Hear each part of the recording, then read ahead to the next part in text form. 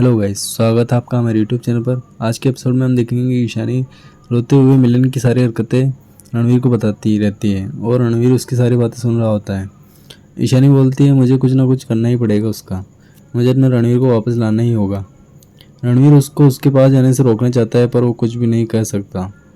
इधर मिलन ईशानी के थप्पड़ मारने पर काफ़ी ज़्यादा गुस्सा हो जाता है। फिर अचानक उसे ये अच्छा लगने लगता है कि ईशानी ने आज गुस्सा दिखाकर ये जताया है कि वो मेरी कितनी केयर करती है।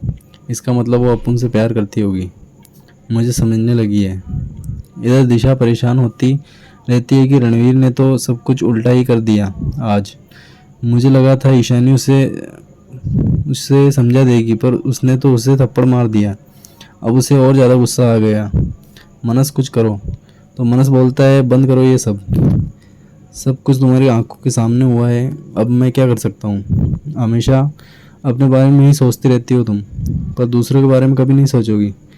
फिर दिशा बोलती है, हाँ सब मेरी गलती है, मेरे को तो मर जाना चाहिए। ठीक है। तो मनस उससे बोलता है कि नहीं दिशा, गलती सिर्फ तुम्हारी नहीं है, गलती मेरी भी है। तो दिशा बोलती है, हमें कुछ करना ही होगा मनस। फिर वहाँ शर्मन आता है और दिशा से बोलता है कि ये सब होने के बाद भी तुम यहाँ मनस से झगड़ा कर रही हो, तुम्हें शर्म आनी चाहिए, ये सब तुम्हारी वजह से हो रहा है। फिर शर्मन मनस से बोलता है कि मैं जाके रणवीर से बात करूँगा, उससे समझाऊँगा। इधर मिलन ईशानी को सरप्राइज़ देना चाहता है, पर ईशानी आती है और बोलती है कि मुझे पता है कि तुम आज गुस्से में हो, पर आज तुम्हें मेरे सारे सवालों के जवाब देना ही पड़ेगा। फिर वो उसके पास आती है तो मिलन बोलता है कि थैंक यू मुझे थप्पड़ मारने के लिए, मुझ पर अपना हक जताने के लिए। और मेरे को अब समझ में आ गया है कि मैंने बहुत बड़ी गलती की है और मैं ये गलती दोबारा नहीं दोहराऊंगा। अब मुझे पता चल गया है कि तुम सिर्फ मुझसे प्यार करती हो। ईशानी ये सब सुन के हैरान हो जाती है और पूछती है कि तुम्हें ऐसा क्यों लगता है कि मैं तुमसे प्यार नहीं करती। तो मिलन बोलता है, वो इसलिए क्योंकि तुमने मुझसे थोड़ा बुरा बर्ताव किया था, पर अब मैं समझ गया हूँ कि तुम मुझसे कितना प्यार करती हो। इधर रणवीर ईशानी के बारे में सोच कर परेशान होता रहता है और इधर मिलन ईशानी को अपनी बातों में उलझा कर उसे किस करने वाला होता है। फिर एकदम से रुकता है और दरवाज़ा बंद कर देता है। तो ईशानी सोचती है कि रणवीर मुझसे गुस्सा नहीं है, बस मेरे करीब आना चाहता है।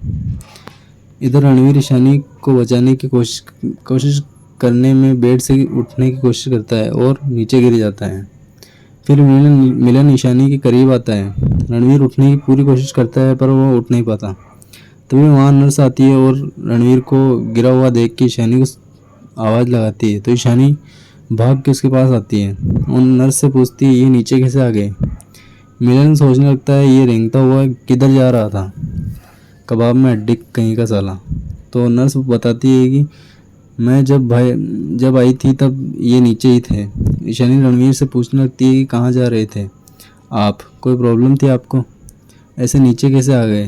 फिर नर्स व्हील चेयर लेके आती है और रणवीर को उस पर बिठाया जाता है। फिर ईशानी उसको वापस बेड पर ले जाती है। मिलन को उसकी इतनी केयर करते देख ईशानी पर गुस्सा आता है। आगे शर्मन रणवीर के ऑफिस जाता है तो मनस उससे पूछता है कि तुमने बात की क्या रणवीर से। तो वो कहता है शर्मन के नहीं, अभी तक नहीं, वो मुझसे मिला ही नहीं है अभी तक, मैं उसे ऑफिस में देखने आया था। तो मनस बोलता है, वो तो ऑफिस बहुत कम आता है और घर से ज़्यादा तो उसने ऑफिस का माहौल ख़राब कर दिया है, सब उससे परेशान हैं।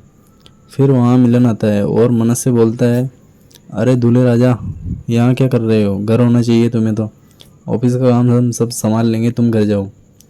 शर्मन उससे बात करना चाहता है पर वो बोलता है, मेरे पास तुम्हारे लिए टाइम नहीं है।